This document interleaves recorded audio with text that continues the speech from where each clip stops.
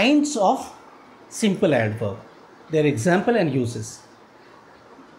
ठीक है, पिछले वीडियो में हम लोगों ने kinds of simple adverbs, adverbs के डेफिनेशंस, उसके परिभाषाएं, उसके उदाहरण हम लोगों ने देखा था, एग्जाम्पल सहित जाना था। आज हम लोग इंट्रोगेटिव और रिलेटिव एडवर्ब्स को देखेंगे, उसके एग्जाम्पल को और उसके यूसेस को। ठीक है, लेकिन एक बात मैं आप लोगों से कहना चाहूँगा कि आप कोई भी वीडियो मिस नहीं करेंगे, क्योंकि एक दूसरे से लिंक है। प्रीवियस वीडियो जो मैंने एडवर्ब पे डाला, अगर वो नहीं देखेंगे तो फिर ये पूरी बात समझ में नहीं आएगी।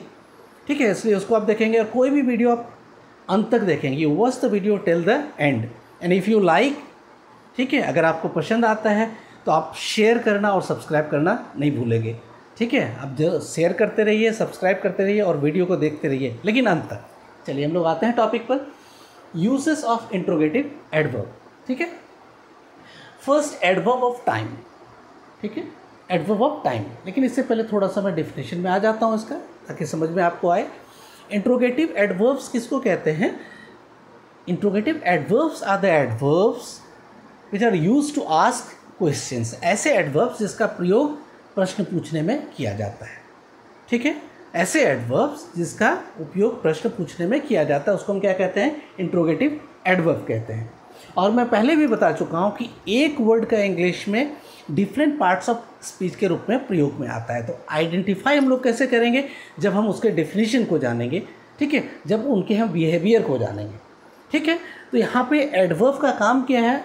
या तो वो एडजेक्टिव को क्वालिफाई करता है, या फिर वो वर्ब को क्वालिफाई करता है, या फिर किसी दूसरे एडवर्ब को करता है, क्वालिफाई करता है, या फिर प्रीपोजिशन को, ठीक है, क्वालिफाई करता है, या कभी कभी किसी फ्रेज को क्वालिफाई करता है। ये हम लोग डिफिनेशन से जान चुके हैं कल। ठीक है, अब क्या होता है कि इसमें हम लोग एक चीज़ देखेंगे, ठीक है, वो ये कि जहाँ हम इसका प्रयोग कर रहे हैं, ठीक है, जहाँ इसका हम प्रयोग कर रहे हैं वहाँ ये किस रूप में एक्ट कर रहा है।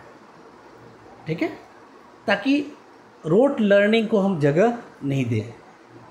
जो हम लोग रटने की जो आदत होता है ना, कि एक सेंटेंस देख लिया उसी पैटर्न पे कहीं भी इस्तेमाल करेंगे, ऐसा नहीं, फिर तो वो मिस्टेक होना स्वाभाविक हो जाएगा। ठीक है, इट इज़ क्वाइट नेचुरल। ठीक है, और वो क्या होगा, वहाँ पे मिस्टेक अकर होगा। ठीक है, mistake will occur, so avoid the mistake. ठीक है, to avoid the errors it is quite imperative for us to learn the thing in a right stream and right way. ठीक है, इसलिए उसको ठीक से जाना, ठीक तरह से जाना है। चलिए आगे, पहला adverb of time. Adverb of time में आता है व्हेन और हाउ लॉन्ग। ठीक है, एक व्हेन और दूसरा हाउ लॉन्ग। व्हेन मीन्स कब, और हाउ लॉन्ग मीन्स कितना समय से। ठीक है, कितना समय, समय को रिप्रेजेंट करता है वो। तो अब पहला प्रयोग देख लेते हैं, when did you leave school, कि आपने स्कूल कब छोड़ा। ठीक है, तो यहाँ पे मेन वर्ब क्या है? लीव है। डिड यहाँ पे हेल्पिंग वर्ब है। बात समझ में आ रही है? तो व्हेन का प्रयोग किसके लिए हो रहा है? लीव के लिए, कि कब छोड़ा, मतलब वर्ब को क्वालिफाई कर रहा है। यहाँ पे काम क्या हो रहा है? छोड़ना। When did you leave school, subject तो यू है ही है, देख रहे हैं, तो वो किसके लिए प्रयोग में आया है? वर्ब के लिए। तो it is quite natural, it is an adverb of here, कि यहाँ पर वो क्या है? एक एडवर्ब है। ठीक है, और वो टाइम को शो कर रहा है। ठीक है, क्वालिफाई तो कर रहा है। कल मैंने डिफिनेशन में ही बताया था, जो आपका एडवांस लर्नर्स डिक्शनरी से जो मैंने डिफिनेशन लिखा था, उस डिफिनेशन को आप देख लेंगे ज़रूर, उस परिभाषा को ज़रूर आप देखेंगे। और इवन जो नेस्फील्ड का ग्रामर से जो डिफिनेशन मैंने यहाँ पे बताया था आपको, उसमें भी आप देख लेंगे, दोनों में ही। तो ये समझ में आ गई आपको कि व्हेन जो इंट्रोगेटिव एडवर्ब है उसका किस तरह से इस्तेमाल होता है।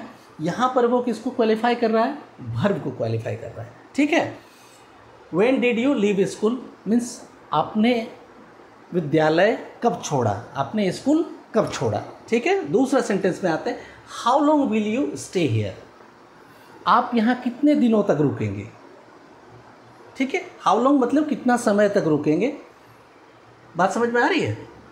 वहाँ पे डे टाइम नहीं लिखा, लेकिन ये टाइम को रिप्रेजेंट कर रहा है। जब हम जान रहे हैं कि हम लोग देख रहे हैं यहाँ पे एडवर्ब ऑफ टाइम किसके अंतर्गत? इंट्रोगेटिव एडवर्ब्स के अंतर्गत। ठीक है, how long will you stay here, कितने समय तक यहाँ रुकेंगे या कितने दिनों तक आप यहाँ रुकेंगे। ठीक है, तो ये किसको क्वालिफाई कर रहा है, रुकने को। रुकना यहाँ क्या है, मेन वर्ब है, स्टे। ठीक है, यहाँ काम क्या हो रहा है, स्टे होने का। बात समझ में आ रही है, उसको क्वालिफाई कर रहा है हम लोग। तो ये क्लियर हो गया इंट्रोगेटिव एडवर्ब्स, उसका यूसेस कैसे होता है। ठीक है, यूज़ कैसे होता है सेंटेंस में देख लिया आपने। चलिए दूसरा आता है एडवर्ब ऑफ फ्रीक्वेंसी। फ्रीक्वेंसी माने जो बार बार रिपीट होता है। ठीक है, बात समझ में आई, उसको हम क्या कहते हैं, एडवर्ब ऑफ फ्रीक्वेंसी। तो इसमें how often, how many times. ठीक है, how often, how many times, ये दोनों क्या होते हैं, इंट्रोगेटिव एडवर्ब्स होते हैं। इसके इस्तेमाल सेंटेंस में देख लेते हैं। How often does he shout. ठीक है, how often does he shout, कैसे वो प्रायः चीखता रहता, चिल्लाता रहता है। ठीक है, तो how often does he shout, तो किसको क्वालिफाई कर रहा है, शाउट को। कैसे वो, हाउ ऑफन मैंने प्रायः। ठीक है, कैसे वो प्रायः चीखता रहता है या चिल्लाता रहता है। दूसरा, ठीक है, तो ये हाउ ऑफन क्या हो गया यहाँ पे, हाउ ऑफन क्या हो गया यहाँ पे,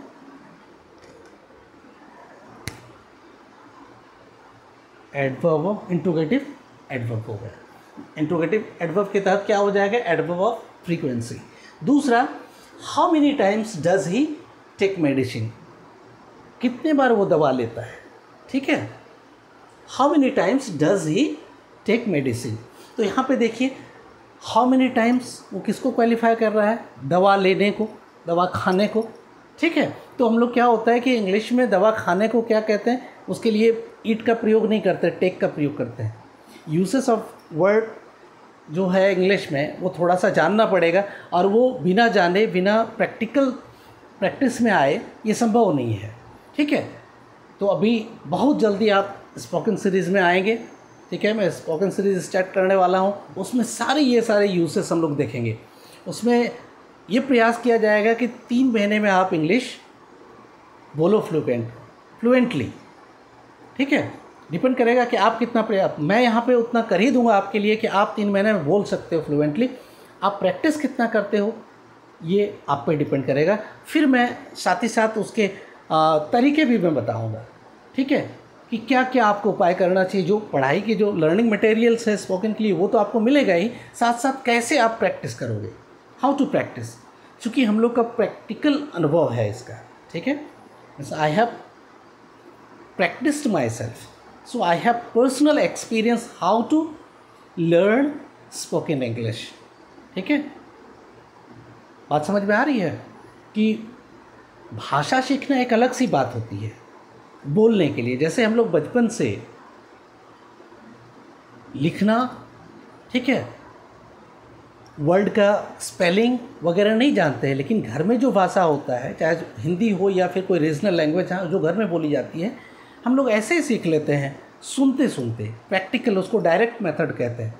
अगर ये पेन है तो सीधे पेन, और ये हम लोग जान रहे हैं इसका PEN लिखा जाता है, ये हम लोग जानने की ज़रूरत नहीं पड़ती। तो इस तरह से भाषा सीखा जाता है। लेकिन हम लोग जब सीखेंगे, चूँकि इलिटरेट हम लोग हैं नहीं, ठीक है, बेसिक हम लोगों का बहुत हद तक तैयार हो रहा है, तो बहुत कम समय में और शुद्ध हम लोग बोल पाएंगे, इसका भरोसा है।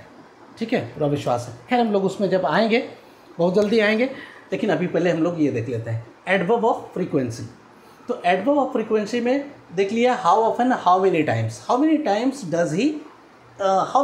डज ही टेक मेडिसिन, कि कितने बार वो दवा लेता है या खाता है। ठीक है, तो यहाँ पे मैंने बताया कि जैसे चाय के साथ, ठीक है, दवा के साथ, कोई बेवरेज के साथ क्या करते हैं हम लोग, टेक का प्रयोग करते हैं। ठीक है, उसमें ईट या ड्रिंक का प्रयोग नहीं करते। चलिए आगे आते हैं, adverb of manner. Adverb of manner, तो एडवर्ब ऑफ मैनर क्या होता है, तरीका, ढंग।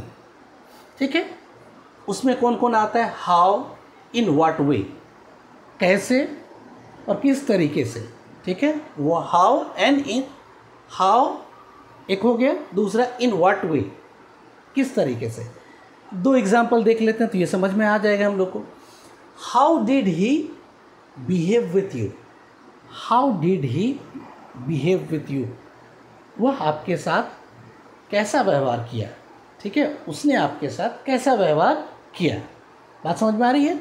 तो अब यहाँ पे बिहेव को क्वालिफाई कर रहा है हाउ, कैसे व्यवहार किया, ठीक है, व्यवहार कैसे किया, तो किया को यहाँ पे क्वालिफाई कर रहा है कौन, हाउ। तो ये एडवर्ब हो गया, इतना तो क्लियर हो कि वर्ब को क्वालिफाई कर रहा है और वो इंट्रोगेटिव के अंतर्गत है, ठीक है, और वो मैनर के अंतर्गत आता है, ठीक है, एडवर्ब ऑफ मैनर के अंतर्गत आता है। तो ये इंट्रोगेटिव एडवर्ब हो गया जिसमें एडवर्ब ऑफ मैनर के तहत ये यूज़ में आया। समझ में आया कि हाउ डिड ही, एक तो सेंटेंस इंट्रोगेटिव है, क्योंकि मैंने कहा कि इंट्रोगेटिव एडवर्ब्स उसी को कहेंगे जो प्रश्न पूछने में जिसका प्रयोग हो, ठीक है, adverbs use for asking question. Next, how did the patient, how is the patient today. Next sentence है how is the patient today, आज पेशेंट कैसे है, ठीक है। यहाँ देख लीजिए एक चीज़ है, how is the patient today, इसमें मेन वर्ब क्या है, इज़ है। मैंने बताया था वर्ब बताते समय कि वर्ब का 3 स्टेट होता है, ठीक है। आगे भी वर्ब पे और भी उसके प्रैक्टिस या फिर उसके एक्सरसाइज सीरीज़ चलेगा, ठीक है। ये एक्सरसाइज कोई भी टॉपिक पे उस पर वीडियो में डालूंगा तो उसमें ये एक्सप्लेन और एक बार कर दूंगा कि वर्ब केवल एक्शन वर्ड नहीं होता, कभी कभी वो स्टेट को भी दिखाता है, ठीक है, और दूसरी बात वो पोजीशन को भी दिखाता है। तो यहाँ पे स्टेट है, कहता है कि वो कैसा है, उसकी स्थिति कैसी है, ठीक है।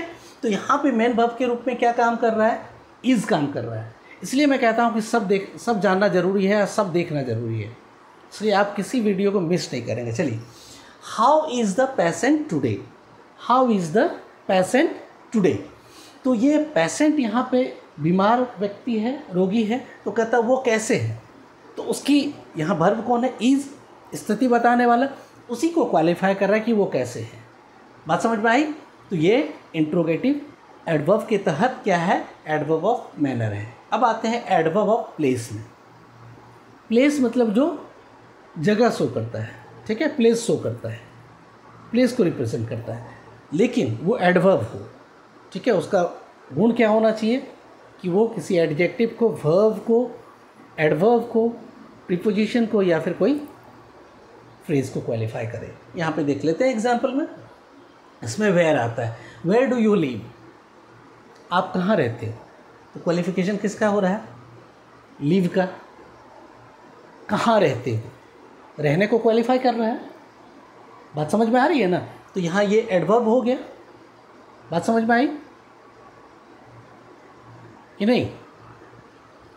दूसरा है वेयर डिड ही गो, वो कहाँ गया, वेयर डिड ही गो। एक तो इंट्रोगेटिव सेंटेंस है तो स्वाभाविक है वो इंट्रोगेटिव एडवर्ब के रूप में वक्त यहाँ पे वर्क कर रहा है, लेकिन है क्या, वो क्वालिफाई किसको कर रहा है, गो को, वो कहाँ गया, ठीक है, गया उसको क्वालिफाई कर रहा है कि कहाँ।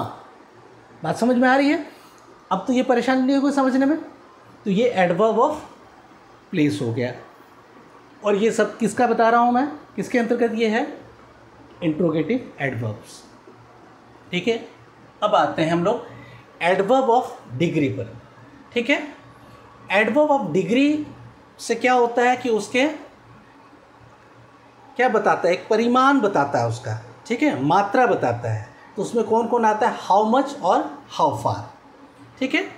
तो इसमें देखिए यहाँ पर कि how much did you spend, how much did you spend in shopping, ठीक है, ऑन शॉपिंग कर दीजिए, ठीक है, यहाँ पे ऑन शॉपिंग, ठीक है। How much did you spend on shopping, ठीक है, कितना खर्च किया आपने शॉपिंग करने में, खरीदारी में। बात समझ में आ रही है। तो हाउ मच ये कि क्या है, किसको क्वालिफाई कर रहा है, खर्च, ठीक है। यहाँ पे क्या हो रहा है कि स्पेंड करना, कि आपने स्पेंड, कितना स्पेंड किया, ठीक है। हाउ मच मतलब कितना, ये किस में आता है, हाउ मच क्या हो गया यहाँ पे, एडवर्ब है। कौन सा एडवर्ब है ये, कौन सा एडवर्ब है, एडवर्ब ऑफ डिग्री, मात्रा बता रहा है ना कि कितना, ठीक है। और क्वालिफाई किसको कर रहा है, स्पेंड खर्च करना को। Next sentence, how far is the news of his marriage, इसको हिज कर देता हूं मैं यहाँ पे HIS, ठीक है, HIS, ठीक है। How far is the news of his marriage true, उसकी शादी का खबर कहाँ तक सच है, ठीक है। उसकी शादी का खबर हाउ फार कहाँ तक, इज़ द न्यूज़, वो न्यूज़, ठीक है, ऑफ हिज मैरिज उसकी शादी का, ट्रू सच है, ठीक है। चूँकि सेंटेंस देखिए हिंदी, इसलिए इंग्लिश एक अलग सा लैंग्वेज है तो उसके सेंटेंस स्ट्रक्चर अलग होते हैं, ठीक है। जैसे मैं जाता हूँ अगर हिंदी में है तो पहले मैं आ रहा है, उसके बाद वर्ब आ जा रहा है, ठीक है, मैं जाता हूँ, ठीक है, या मैं घर जा रहा हूँ, अगर ऐसे कहता हूँ मैं तो दूसरा सेंटेंस लेते हैं उसको और क्लियर ढंग से आप समझ सकें। मैं घर जाता हूँ तो मैं पहला सब्जेक्ट हो गया, उसके बाद क्या, कहाँ जाता हूँ तो घर, पहले ऑब्जेक्ट आ गया, ठीक है, फिर वर्ब आ गया जाता हूँ, ठीक है, और ऑक्सिलरी वर्ब उसके कहाँ गया, हूँ लास्ट में। लेकिन इंग्लिश में ऐसा नहीं होता है, पहले सब्जेक्ट होता है, वर्ब होता है, फिर ऑब्जेक्ट होता है, और जो मेन वर्ब है उससे पहले ऑक्सिलरी वर्ब होता है। तो आई एम, पहले एम पहले आ गया यहाँ आई के तुरंत बाद, उसके बाद गोइंग पहले आ गया, उसके बाद फिर होम बाद में। बात समझ में आ रही है।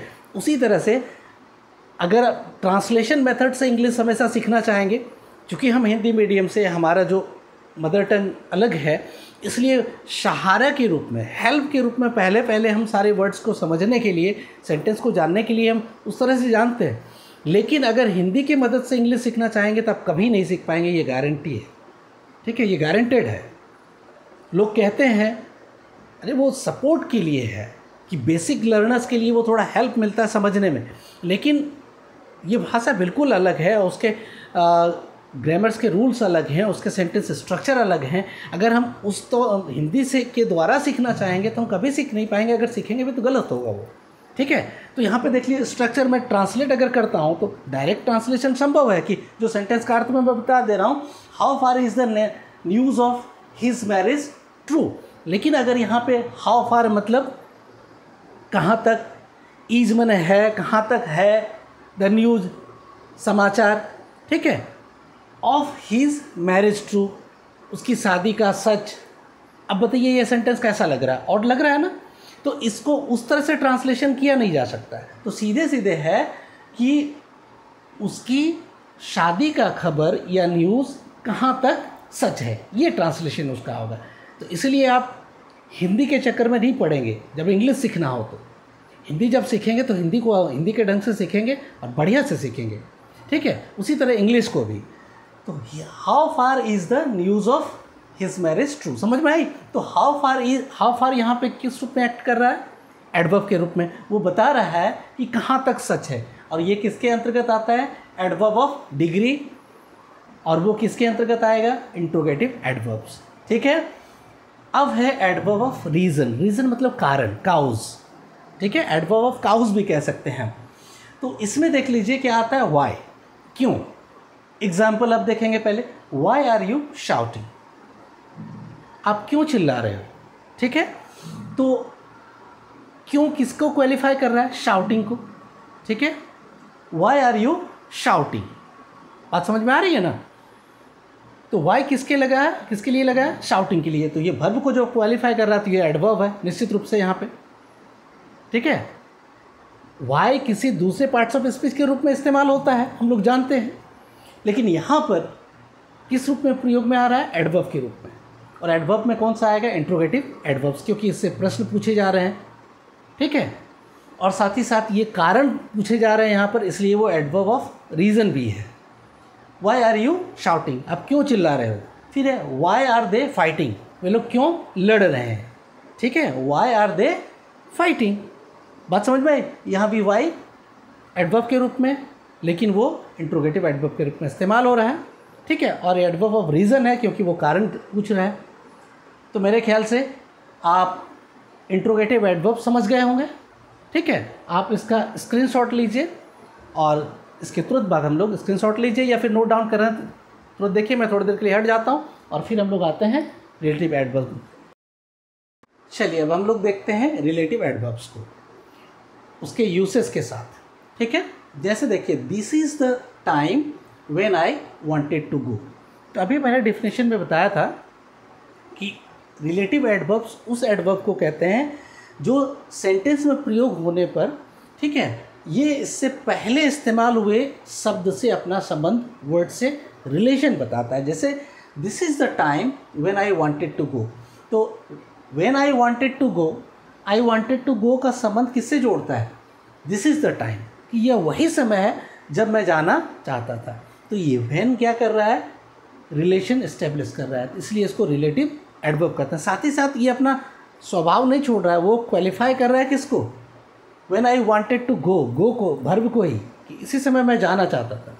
बात समझ में आई?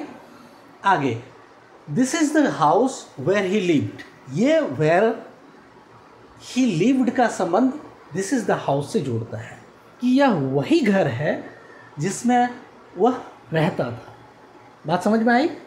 इसलिए मैं कहता हूँ कि समझना बहुत ज़रूरी है। इसी का हमने प्रयोग अभी इंट्रोगेटिव किसमें किया था? एडवर्ब्स में किया था।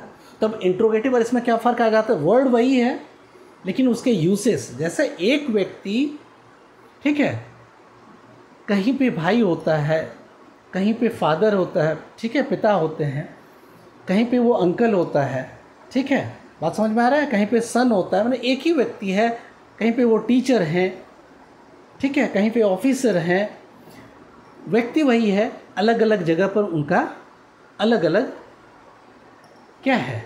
पोजीशन है, ठीक है। और पोजीशन किस आधार पर?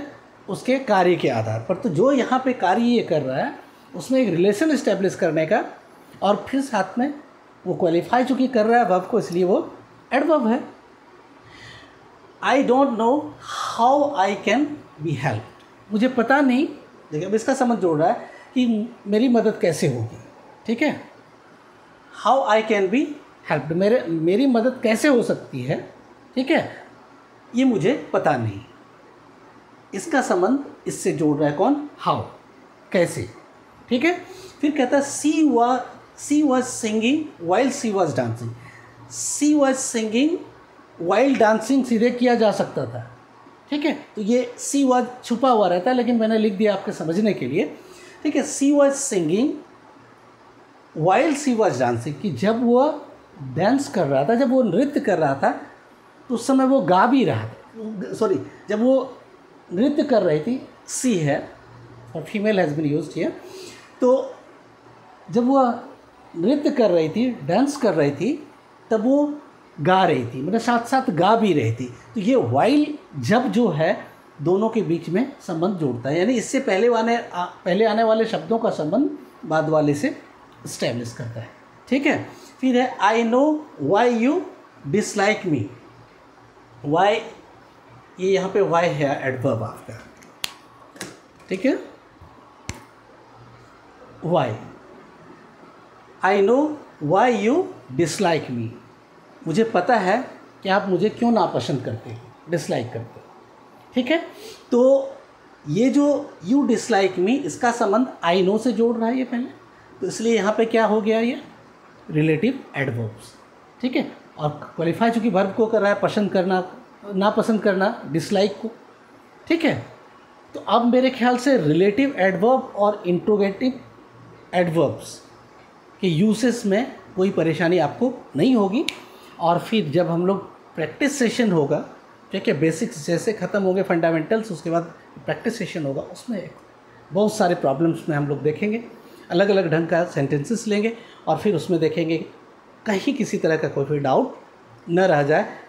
Full command over the grammar and uses of different parts of speech, ठीक है, और फिर सेंटेंस फ्रेमिंग और भी बहुत सारा चीज़, लॉट मोर, ठीक है। तो आज यहीं, अब हम लोग मिलते हैं नेक्स्ट वीडियो में। Good bye.